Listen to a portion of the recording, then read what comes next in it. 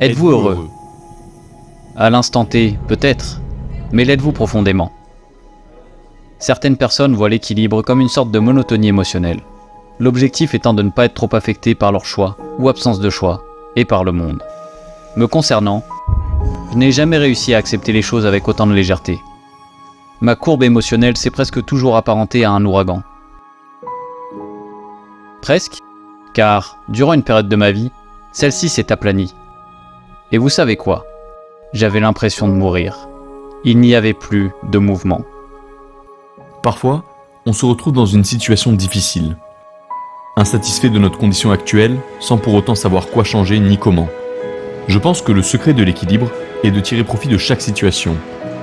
Remous, mer plate, ou bien tempête déchaînée. De telles situations peuvent aussi bien nous apporter que nous emporter. Tout ne dépend que de nous. Je vis pour ressentir pleinement la douleur, la colère, la souffrance, la tristesse, la déception, l'échec. Tout comme je vis pour ressentir pleinement la joie, l'euphorie, la confiance et l'espoir.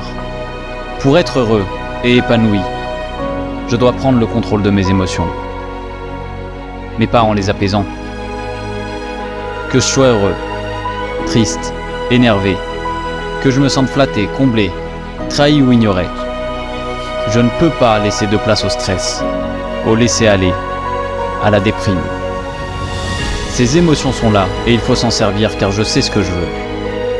Partager au monde ce que je suis et tenter de le changer en étant ce que je veux qu'il soit. Garder son équilibre, c'est avoir un fil rouge, quelque chose qui nous guide et dans lequel on investit nos efforts, dans lequel on se voit évoluer. Une chose qui nous tient profondément à cœur et pour laquelle on sacrifie du temps. Si la tempête est forte, je serai d'autant plus satisfait d'avoir gardé le cap. Peu importe la violence du vent ou des vagues, pourvu que je continue à lutter sans relâche.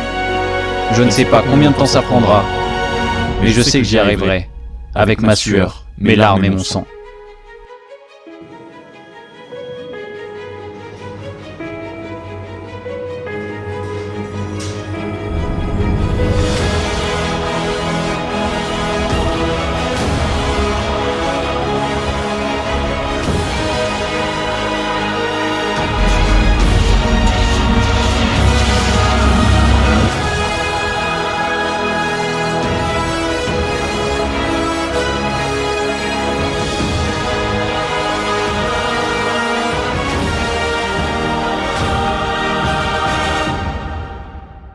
On dit souvent que l'on se calme, que l'on s'apaise avec la sagesse de l'âge. Je pense que ces gens se trompent. Ils finissent par accepter les choses, par se plier aux règles du jeu. Mais quand les règles de ce jeu n'ont pas de sens, on ne peut pas parler de sagesse, mais plutôt de soumission. La sagesse ne consiste pas à se ramollir et à devenir complètement passif. Je pense qu'au contraire, elle nous permet d'acquérir un contrôle émotionnel, une meilleure capacité d'analyse nous permettant de concentrer tous nos efforts sur ce qui importe vraiment. Et en cultivant celle-ci, ainsi que la fougue de la jeunesse, la pulsion, on peut briser les barrières pour espérer redéfinir les règles du jeu et créer notre monde. L'équilibre, ça n'est pas de naviguer sur une mer d'huile. C'est plutôt de ne pas être accablé par les obstacles, mais simplement de composer avec et de continuer à avancer, en comprenant que ce sont eux qui nous forgent. Je crois que la vie doit être vécue sur le fil. Il faut entretenir sa rébellion, refuser de se conformer aux règles, refuser son propre succès, refuser de se répéter, et voir chaque jour, chaque année, chaque idée comme un réel défi.